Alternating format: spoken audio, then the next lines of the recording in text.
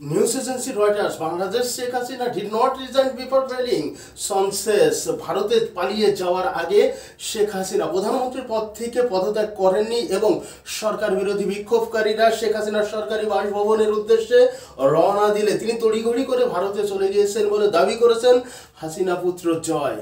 বার্তা সংস্থা রয়টার্সকে দেওয়া একটি সাক্ষাৎকারে হাসিনা পুত্র জয় বলেন, শেখ হাসিনা আনুষ্ঠানিকভাবে পদত্যাগ করেননি এবং তিনি পদত্যাগ করতে সময়ও পাননি। জয় বলেন, তার মা শেখ হাসিনা একটি বিবৃতি দিয়ে পদত্যাগ করতে চেয়েছিলেন, কিন্তু সরকার বিরোধী বিক্ষোভকারীরা গণভবনের দিকে যেতে শুরু করলে তিনি সময় পাননি। তিনি তড়িঘড়ি করে ভারতে চলে গিয়েছেন, সেখানে তিনি তার ব্যাগও গুছিয়ে নিয়ে যেতে পারেননি।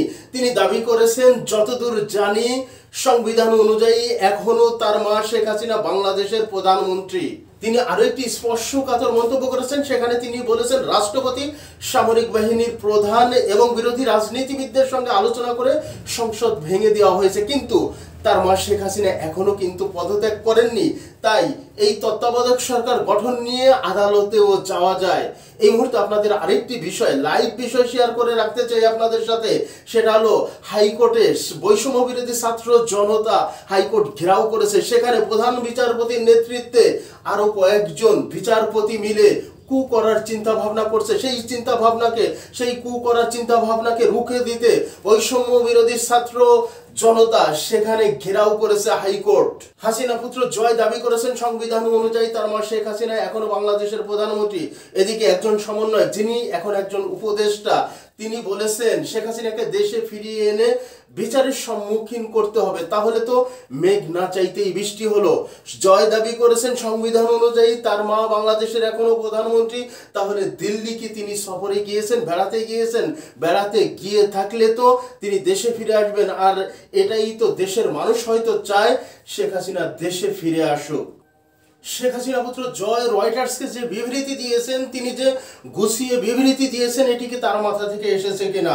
আমাদের নিয়ে ক্রমাগত ষড়যন্ত্র অব্যাহত রয়েছে একটি দেশ, সেই দেশের ব্রেনে জয় সাহেব এই বক্তব্য দিয়েছেন, এটি আমরা সহজেই বুঝতে পারি, কারণ আমরা ইতিপূর্বে শেখ হাসিনা পুত্র জয়ের বক্তব্য শুনেছি। তিনি কিভাবে কথা বলেন, তিনি কতটা গুছিয়ে কথা বলতে পারেন।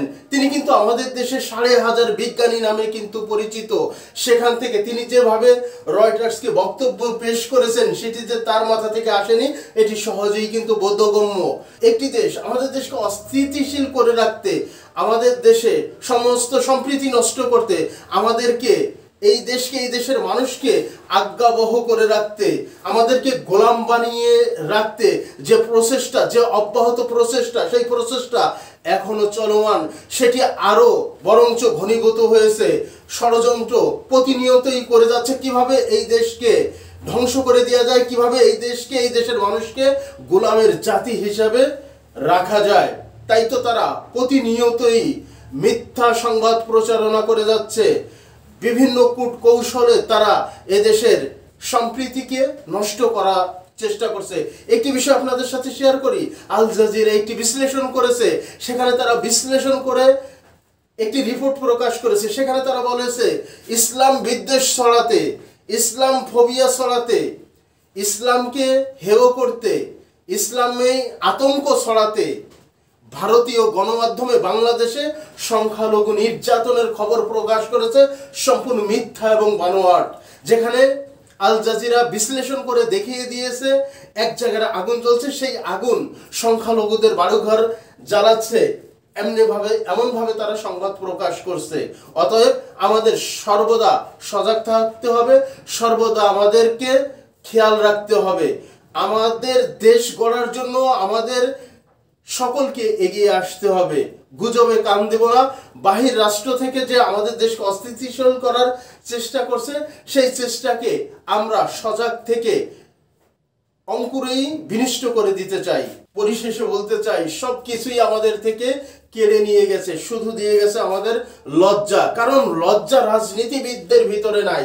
তাই লজ্জা যেহেতু রাজনীতিবিদদের জন্য মানায় না, লজ্জা রাজনীতিবিদদের নাই, সেই লজ্জাটুকু দিয়ে গেছে এদেশের সাধারণ মানুষদেরকে।